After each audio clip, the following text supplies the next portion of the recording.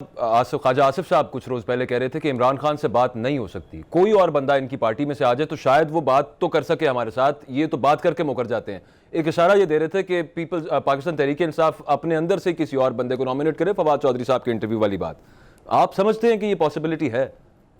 देखिए, peoples party या ख्वाजा आसिफ की ख्वाहिश यानी नून लीग की ख्वाहिश के ऊपर तो वज़ीर-ए-आज़म तब्दील नहीं होगा, या उनके मुतालबे के ऊपर तो वो -1 नहीं हो जाएगा।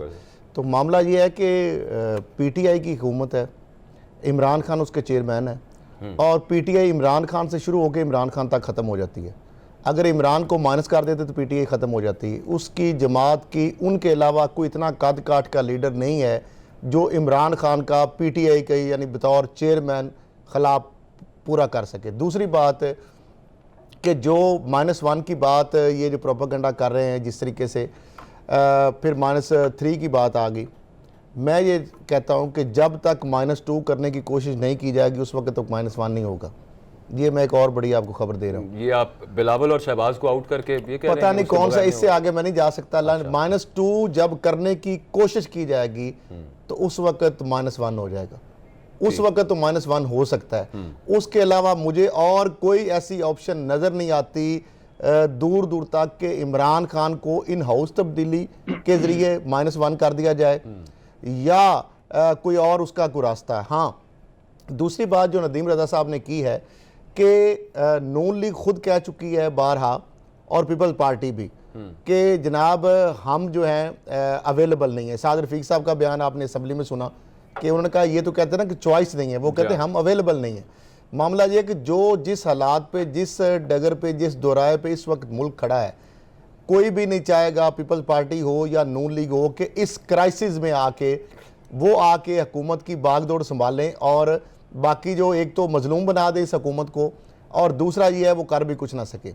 नून लीग भी ये चाहती है, उसके अंदरूनी इख्तलाफात अपनी जगह पे, लेकिन उसके पास अद्दी अक्सरियत भी नहीं है, दोनों पार्टियों के पास स्ट्रीट पावर भी नहीं है, लेकिन वो विलिंग भी नहीं है, क्योंकि उनको पता, वो चाहते हैं कि ये हुकूमत पूरी तरह अवाम में एक्सपोज हो। जो इसकी हाइप थी, जो तीसरी कुव्वत थी, अवाम के पास इनको ज़्यादा से ज़्यादा टाइम मिले ताकि और इनकी नालायकियाँ नाहलियाँ सामने आएँ, और इनके पास जब इलेक्शन आए तो अवाम में जाने के लिए, कुछ बताने के लिए कोई अपने साथ कोई ऐसा क्रेडिट ना हो जिसकी वजह से ये इलेक्शन में जाके तो आगे जाके कोई क्रेडिट ले सके। इस तरह पीपल्स पार्टी भी चाह रही है। मामला ये है कि अगर इन हाउस की बात की जाए, फिर उम्मीदवारों के नाम आए, असद उमर का नाम आ गया, शाह महमूद कुरैशी का नाम आ गया, परवेज़ खटक का नाम आ गया। मुझे ये बताएं, क्या कभी भी आप सोच शाह महमूद कुरैशी इमरान खान के सामने मद्दे मुकाबल खड़े होने की पोजीशन में हैं? उनको तो अपना MP नहीं होने दिया गया था। जो सूरत-ए-हाल आपको पता ही है, जिस तरीके से कितनी बड़ी लॉबीज वहाँ पे उनके कैंटी बैठी हुई है। कोई हलाशेरी दे तो हो नहीं सकता। असद उमर साहब जो है, उनके पास कितने MNA हैं जो इमरान को माइनस करके उनके साथ बैठ जाएं? परवेज़ खटक साहब के साथ कितने ऐसे MNA होंगे जो इमरान खान को छोड़ के उनके साथ बैठने के लिए तैयार होंगे?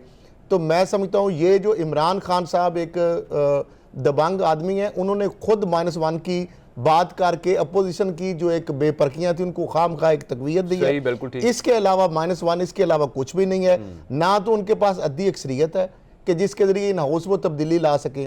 दूसरी जो बात है कि मिड टर्म इलेक्शन जो है उसके वाले से भी कहते हैं जी कोरोना के बाद, राना सनाउल्लाह कहते हैं जी पोस्ट जब तक कोरोना उस वक्त तक ये हुकूमत है, उसके बाद जनाब ये हुकूमत जो है ये हम चलने नहीं देंगे। तो मामला ये है कि हर बंदा डील करके बैठा हुआ है। नवाज शरीफ साहब मजे से बाहर बैठे हुए हैं, मरियम साहब खामोशी से चिल मार रही हैं। का रोल क्या है? जरदारी साहब पे बात करते हैं। मैं रहमान भाई को मैंने जरा शामिल गुफ्तगू करना है। रहमान भाई, असद भाई जो बात कर रहे थे कि जब तक -2 नहीं होगा तब तक -1 नहीं होगा। इन अदर वर्ड्स कोशिश की जाए, अगर कोशिश की जाए, मतलब इन्होंने रिवर्स कर दिया जो शेख रशीद साहब ने कल बात की थी। आप अग्री करते हैं इससे? आपका एनालिसिस क्या है इस पे? देखिए अकबर, ये तो रवायती बातें होती हैं जो ऑपोजिशन करती है, और मेरा ख्याल है ऑपोजिशन पहले दिन से ही माइनस इमरान खान की बात करी, इसमें कोई नई बात नहीं है। इलेक्शन हुए थे, इलेक्शन से अगले दिन इन्होंने कह दिया था, जब वजीर आजम बने थे इमरान खान, तो उसके फौरन बाद ही इन्होंने कह दिया था कि इमरान खान को वजीर आजम नहीं होना चाहिए और इमरान खान और मुल्क जो है वो नहीं चल सकते। तो मेरा ख्याल है ये तो रवायती बातें हैं। तशवीश तब होती है जब हुकूमत खुद ये बातें करना शुरू कर दे, और क्योंकि वजीर आजम ने खुद ये बात की है तो अब अपोजिशन भी इस पर बात कर रही है, इस पर टॉक शोज भी हो रहे हैं। और वजीर आजम ने ये बात क्यों की है, बारे में हमने को जरा पता करने की कोशिश की तो मालूम ये हुआ क्योंकि ये काबीना के अंदर वजीर आजम के को करीबी जो कॉलीग्स थे उनके हवाले से बात हुई और वजीर आजम के सामने बात हुई जब वो वज़राए आजम के कैंडिडेट्स का जो है वो जिक्र किया गया तो उस वक्त वजीर आजम ने फिर ये पैगाम देना मुनासिब समझा और उसके बाद वजीर आजम ने जो है वो फिर फ्लोर ऑफ द हाउस पे जो है वो बात की। देखिए सवाल वही है जिसकी तरफ ये इशारा कर रहे हैं मेरे दोनों कॉलीग्स भी कि मुतबादिल आपके पास क्या है। इतनी अच्छी ऑपोजिशन मेरा नहीं ख्याल कि किसी और हुकूमत को जो है वो मिल सकती है। आपने 2013 से 2018 तक देखा है इमरान खान की किस तरह की ऑपोजिशन थी।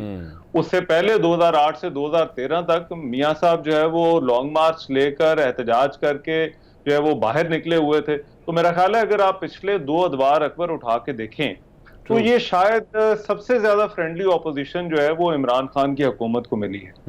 अब ना तो लोग सड़कों पर हैं ना ही जो है वो अपोजिशन की कोई तहरीक नजर आती है, तो फिर ये माइनस अगर करेगा तो कौन करेगा? ये दबाव जो है वो किसकी तरफ से है? दबाव जो है वो सिर्फ एक ही तरफ से हो सकता है, बल्कि 2 तरफ से। मैं इसमें 2 ऑप्शन दे देता हूँ। एक ये कि इमरान खान ने खुद सोच लिया कि भाई बस बहुत हो गई, अंदर से आवाज आ गई कि यार हम परफॉर्म नहीं कर रहे और अब जो है वो करना है। मगर दूसरी तरफ जिनकी तरफ से दबाव है वो हमको जो है वो सबको मालूम है कि वहां से भी जो है वो हुकूमतों पर दबाव आता है परफॉर्मेंस का। तो मेरा ख्याल है कि अच्छा वहां से कोई दबाव है कि नहीं? कल मैं हारून रशीद साहब को सुन रहा था, रहमान भाई बड़े वेल कनेक्टेड हैं वो, तो वो कहने लगे कि आला अस्करी क़यादत ने फोन कर, उन्होंने एग्जैक्टली ऐसे ही कहा और उन्होंने फोन करके इमरान खान साहब को कहा कि आप क्यों -1 की बातें कर रहे हैं, हमारे यहाँ पे तो ऐसी कोई बात नहीं है।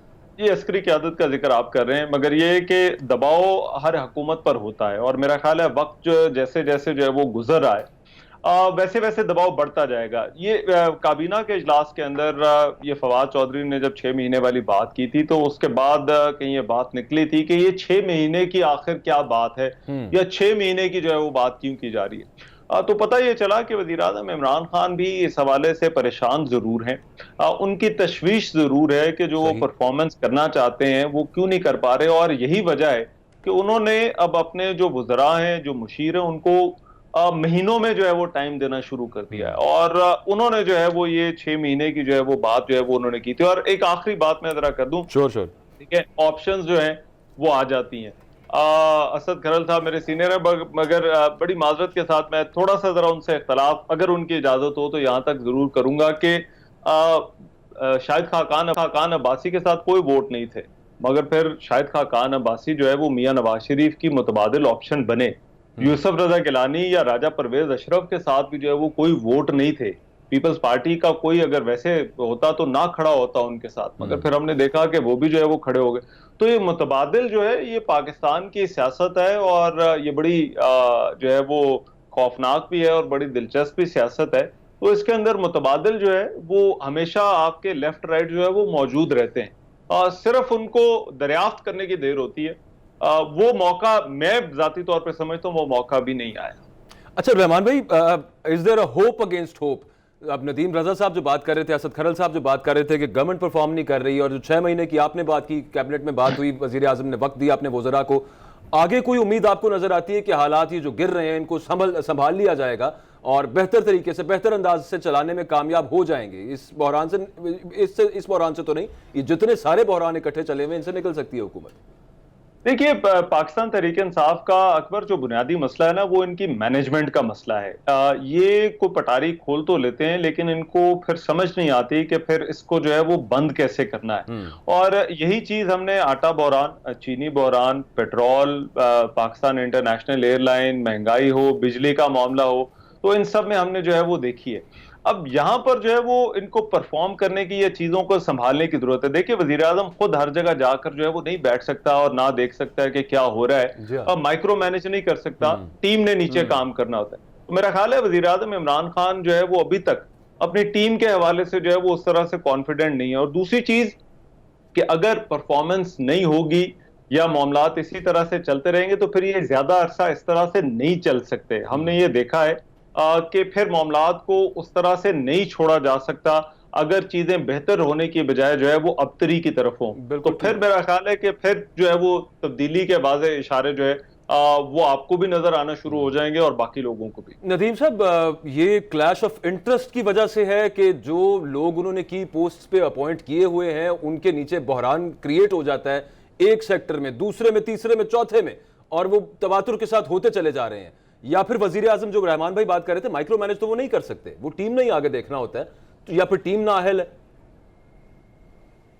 देखें, जैसे पहले बात कर रहे थे, रहमान कह रहे थे कि 6 माह की बात हुई है काबीना के इजलास में। मैं थोड़ा सा पहले लेके जाता हूँ, फेब के महीने में चौधरी शुजात ने कहा था कि 3 माह के बाद ऐसे हालात होंगे कि वजारत उज़्मा का ताज लेके पीछे होंगे और कोई पहनने वाला नहीं होगा। तो वो 3 माह कहे थे और इन्होंने 6 माह कहे, तो समझें एक ही तरह के उनको पता होगा वज़ीर सियासतदान हैं और जहाँ से उनके ताल्लुकात हैं और जिनकी वजह से वो आगे हैं और जिस तरह से इत्तेहाद करते हैं वो, तो ये सबको मालूम है उनके किस लिए उन्होंने ये फोर्स ही कर दिया था पहले ही। और रही बात कि इनकी इनकम्पिटेंसी की, जो लोगों को लगाया गया